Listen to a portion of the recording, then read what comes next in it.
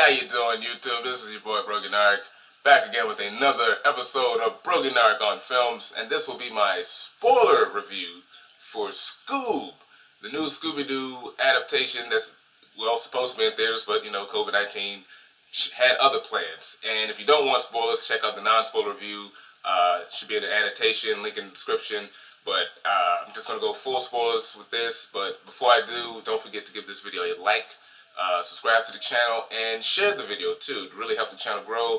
Greatly appreciate that. So from here on, spoilers for Scoob. Soon as this movie starts off, I knew I was gonna have a bad feeling. But out of nowhere, you know, the Warner Brothers logo, Warner Brothers animation logo, and then California Love that starts playing from Snoop and Dre, that version. Not Snoop and Dre, Dre and Tupac. Just starts playing. I'm like, why is California Love playing? This is Scooby-Doo. What the fuck does that have to do with anything? And they changed it where the Scooby Gang lives in Venice Beach, California, as opposed to Coolsville, which is greatly established that they live in Coolsville. I don't know what was the point of changing it to Venice Beach, California. It annoyed the hell out of me.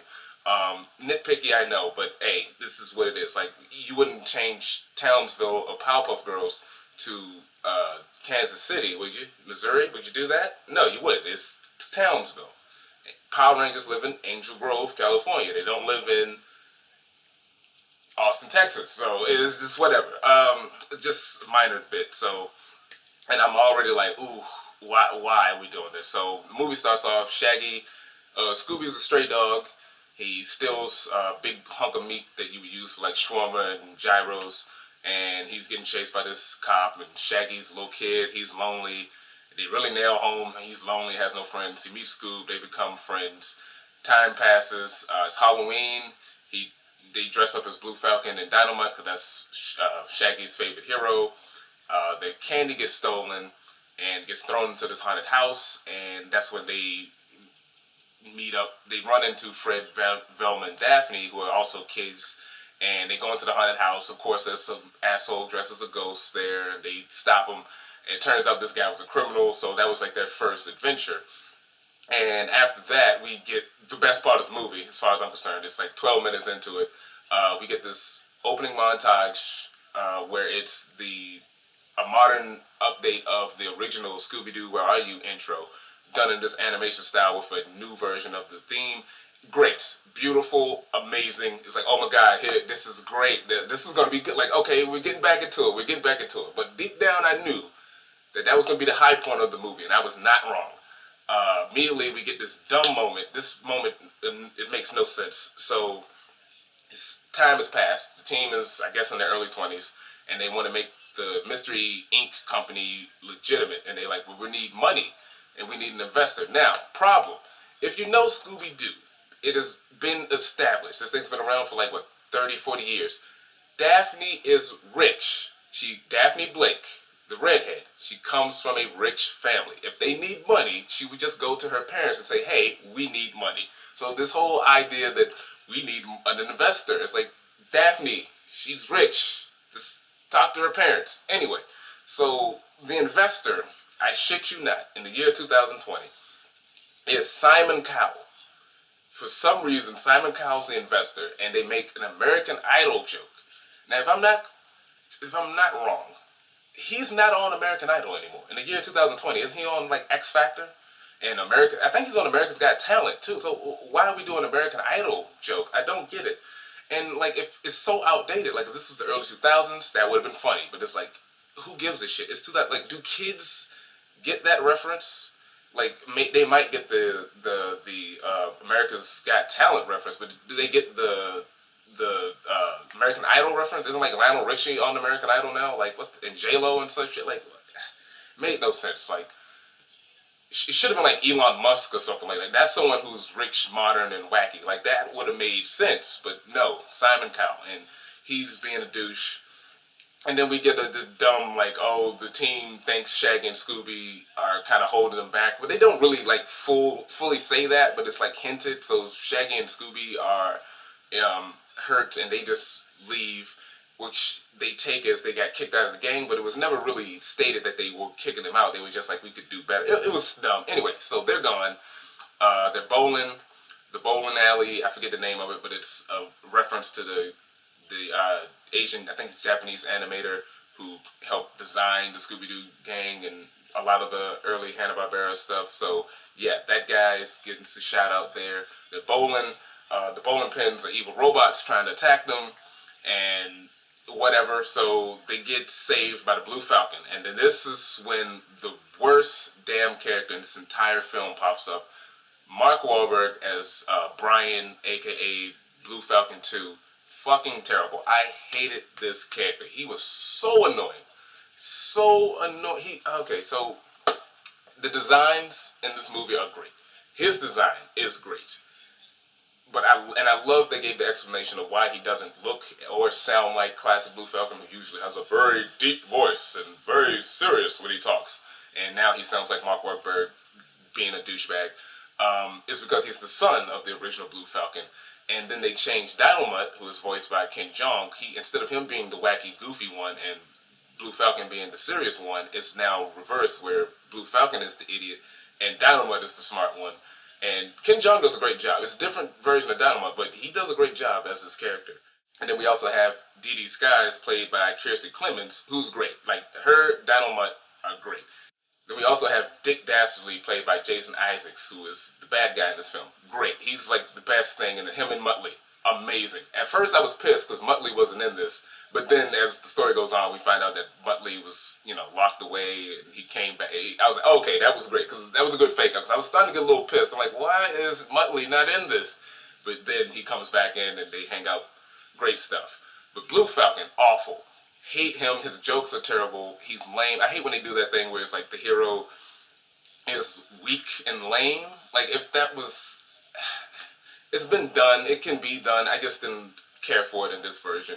But like I said, Dee Dee, Dynamite, Dirk Dastardly, and Muttley, 4 best things in this in terms of the character and story-wise. But the plot was rushed. Like, one of the element of the mystery is not really here.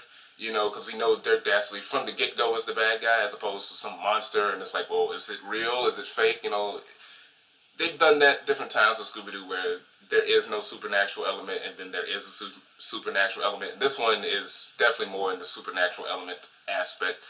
The villain plot is basically similar to the plot from The Phantom. Remember The Phantom with Billy Zane back in the 90s?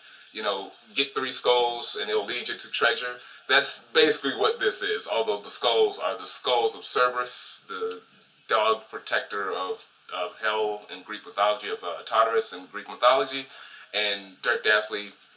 They don't show us him stealing the skulls, it's just matter-of-factly, offhandedly expositioned, like, oh, by the way, Dirk Dastardly is stealing these 3 skulls of Cerberus, and it's like, you could have just shown us that, as opposed to how sloppily dropping that. So he's stealing the skulls. He needs 2 skulls to find the 3rd skull, just like the Phantom. Get the 2 skulls and it points to where the 3rd one is.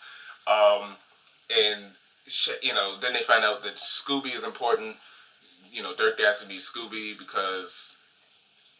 Okay, so Alexander the Great, he had all his treasure, and for some reason he opened a portal to Hell or Hades to throw his treasure into Hell, but he created this special door to keep it locked. It was for him and his best friend, his dog Paradis or whatever, and conveniently Scooby-Doo is the great ancestor of that dog, so he needs that dog to help open the door, which they've done that in various Scooby-Doo things where Scooby's the ancestor of this and he's very special. They did that in my favorite version of Scooby-Doo outside of the original show, Scooby-Doo Mystery Incorporated, and that was part of the, it was like a ancient prophecy that it involved the entire gang, but Scooby-Doo was special, so they're kind of doing something like that, just not as good. There's a great moment where Dick Dastardly is trying to steal Scooby-Doo, where they're at this carnival and they're in the Hall of Mirrors. Great animated scene, love it. Let's see, other things I like. The Falcon ship. The Falcon ship was dope. I love how that was designed and the little motorcycle way you drive it. Yeah, let's see, other things that I liked that I can think of. Because those are like the main thing. Oh, that's right.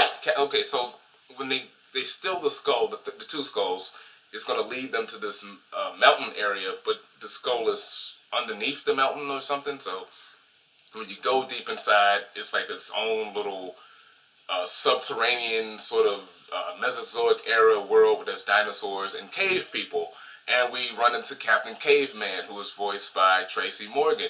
And he does an okay job. He's Tracy Morgan, but so you know what to get. He's just doing his typical Tracy Morgan shtick, but he does do the Captain Caveman yell, and he kills it. That was the one thing I really loved, was he did the yell right. Everything else I could deal with, like him, oh, I wasn't the Velociraptor's daddy, or stuff. And he was making like modern references for a guy who lives in the cave. Like, it made no. It was bad, but he did the Captain Caveman yell. It was dope. Dirk Dastardly kidnaps Fred, Velma, and Daphne.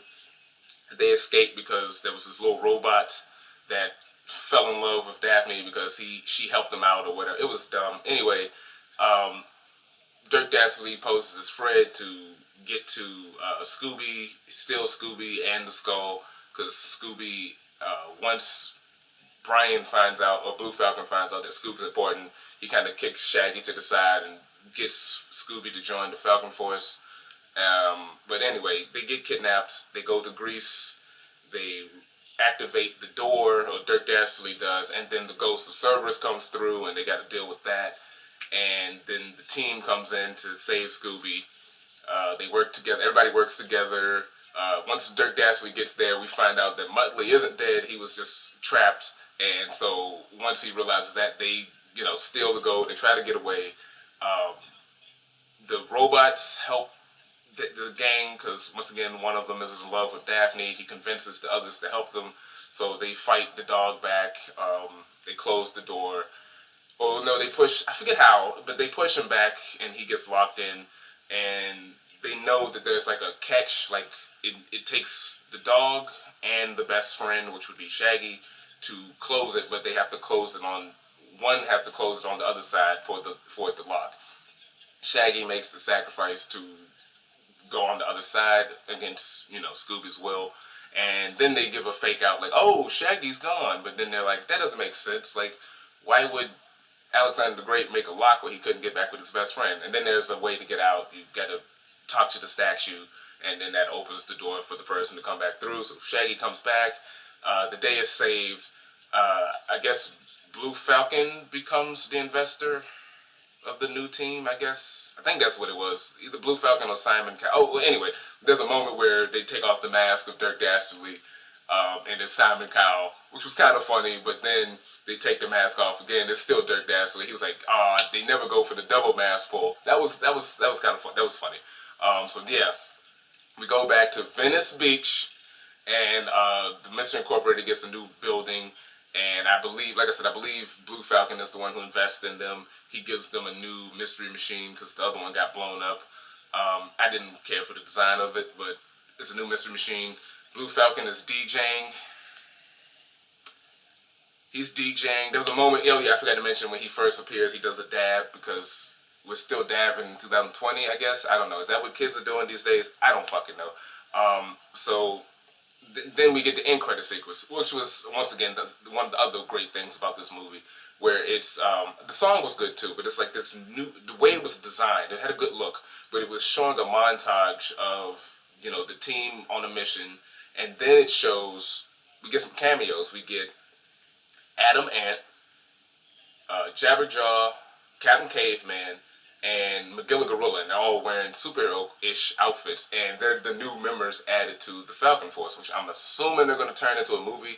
I do not want to see that because, like I said, Brian, Blue Falcon 2, fucking terrible. So I don't want to deal a whole movie with him, but interesting concept. We also see Dr. Quest, Dr. Benton Quest, Johnny Quest's dad.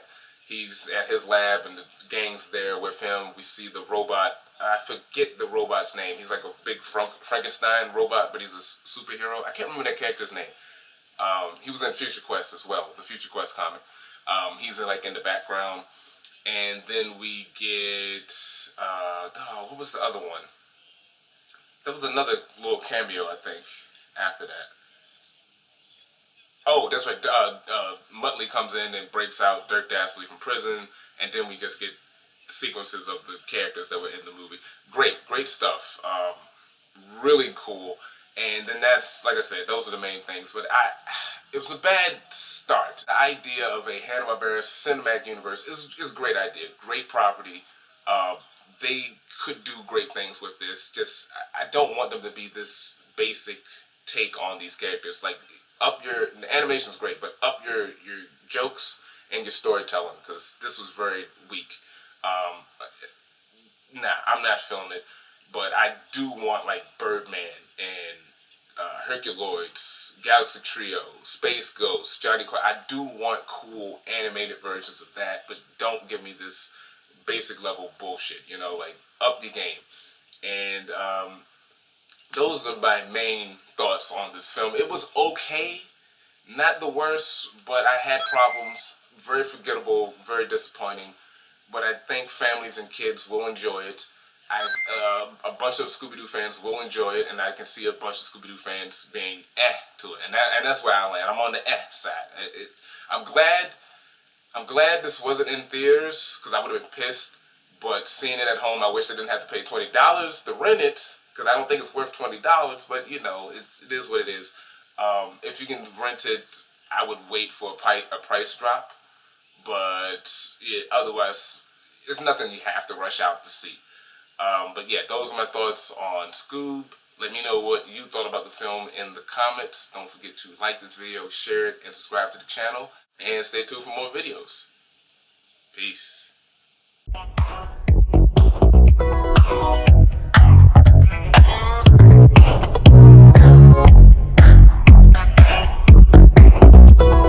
Finish this thought. I am a slave to the booty.